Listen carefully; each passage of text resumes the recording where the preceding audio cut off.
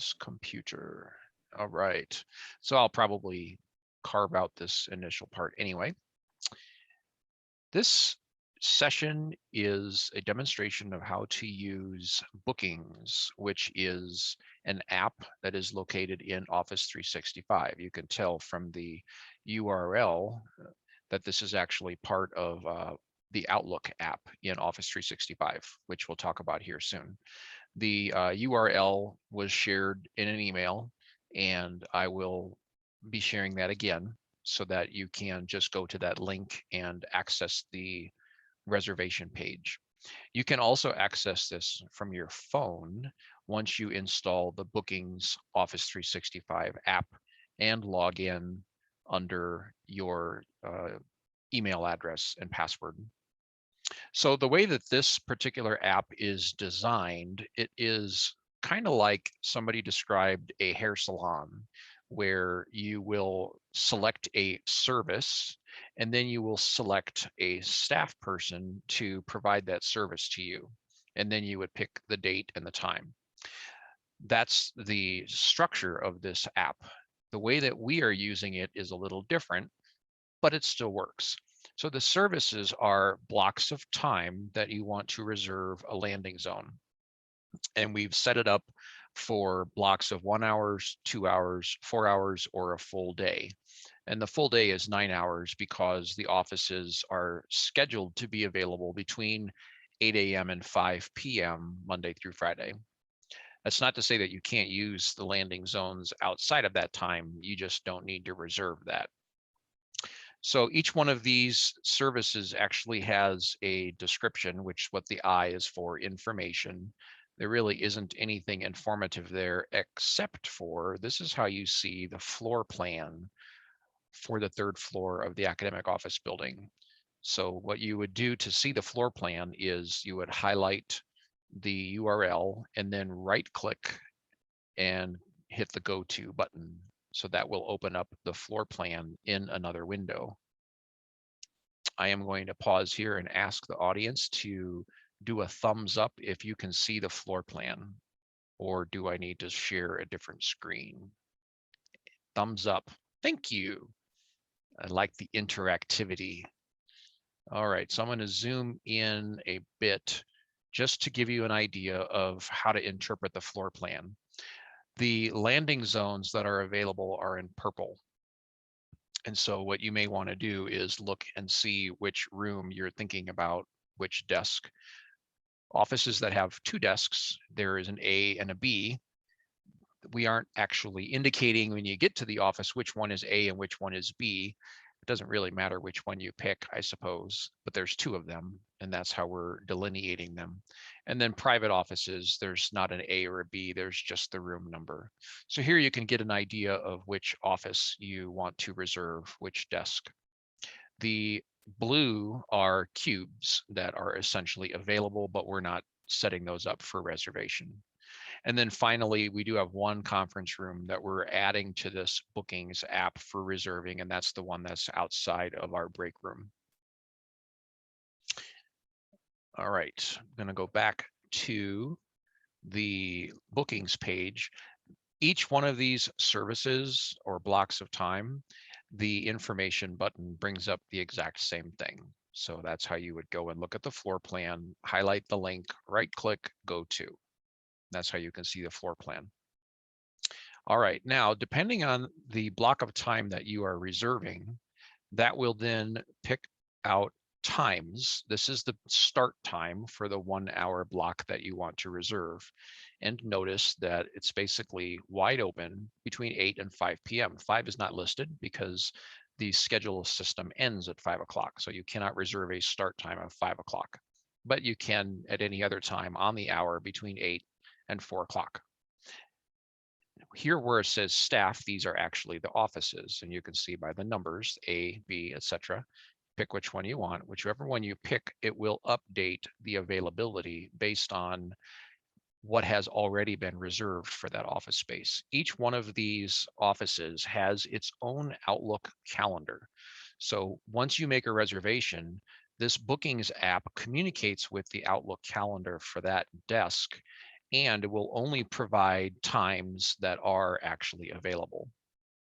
Something else to notice is today is the 18th of August. If we look at the schedule for tomorrow, it only shows availability at 3 o'clock and 4 o'clock. The reason is because this app is programmed to only provide a minimum of 24 hours notice. So you cannot reserve any of these offices less than 24 hours in advance. That's why the times for 24 hours from now are listed. The other thing to notice about the names of these rooms, of course, it says if it's a shared office or a private office, but it also indicates if a specific program is being given preference for reserving that room. So GME, this is 3205. I'll pull up the floor plan again. That's this office in this hallway, which used to belong to Lori Lemmel and Crystal Weatherby. They have given up the office, but we're still reserving that for giving preference to people who are on the GME team to be able to use that. That does not mean you cannot reserve these offices, especially if they're available, they're not being used, you can still do that. We don't have a more strict way of enforcing that preference at this point in time. Now, the other thing to notice is, let's look at this Friday. All of these hours are available. If we change to only 2-hour blocks, notice that we now have still 8 to 10, 9 to 11, 10 to 12, but the last available slot is 3 because then it goes till 5. You cannot reserve at 4. If you look at 4-hour blocks of time, essentially any hour that starts and then ends before or at 5 o'clock, and then reserve for a full day, there's only one time to pick, 8 a.m. Now, if you reserve a room for a full day, 8 a.m., and you don't show up at 8 o'clock, you get there at 8:45, there's probably not going to be anybody there to notice the difference. So don't worry about that. And there isn't anything available on weekends, as I mentioned, after hours. That is not yet. Notice the system says not available because they are programmed to not make appointments at that time. Once you pick your date and your time and the room, etc., then you will go to the bottom, put your name, your email address, and that's it. Those are the only required fields, your name and your email address, and then select book. Once you select book, you will receive an email at that address confirming that you've made that reservation. That reservation will also show up on the calendar for that room for that time as well, so that no one else can go in and reserve that room at that time. The email confirmation that you get will have all the details of what you have reserved. It will also have a link for you to click on and go and change your reservation. Just like if you were to make a travel reservation through, let's say, Expedia.com, and you reserve a hotel, there's a link in there to update or cancel your reservation. The same thing is true with this confirmation email. So you'll want to keep that email so that if you ever decide you're not going to need that office or you're going to come in on a different day or time, that's how you would update that reservation. You would not come back to this website in order to make any changes to your reservation. Keep the email for that reason. That is it. It's really not any more complicated than that. So I am going to pause here and see if anyone in the audience has a question. If you do, raise your hand and I will call on you.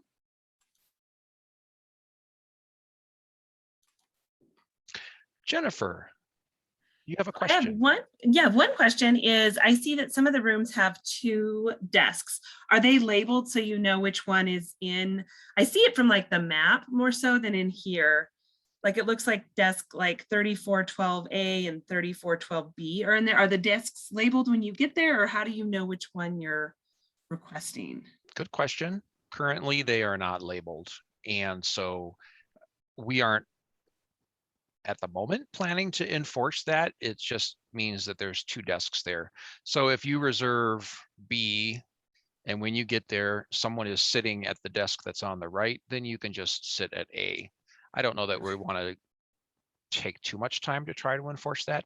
Now, you will notice in these two offices here, there is not an A available for reservation because it's actually assigned to a person who has indicated they will be in the office at least 3 days a week.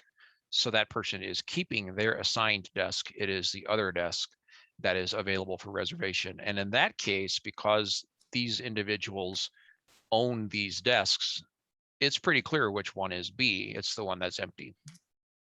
Got So, it. good question. Any other questions? I think just one, you said that you have to reserve them within 24 hours, right? Is that what you said? 24 That's, hours? What if you yes. need to adjust is that room, like if you get up and, or you, like something happens and you're like, oh, I'm not going to make it in tomorrow. Does that mean no one else will be able to reserve the room for the next day? Even if you cancel it? So that's a good question. If you don't cancel it with more than 24 hours notice, then they won't be able to reserve it anyway, because you cannot reserve a room or a time that is more than, so I'm not going to do the full day. So here right now it is 2:15. I cannot reserve this room for tomorrow at 2 o'clock because that is less than 24 hours away. So even if you had this room reserved, let's say this desk reserved for tomorrow at 8 a.m. and you cancel it, the system still will not show it as available because we are not looking at least 24 hours in advance. Does that make sense? Yes. Okay. It's a limitation, and it is a setting, the 24-hour notice, that we can change in the bookings app. We'll just see how this works.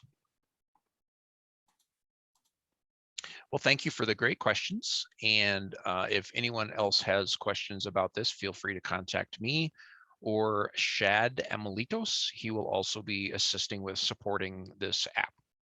Thank you very much for attending.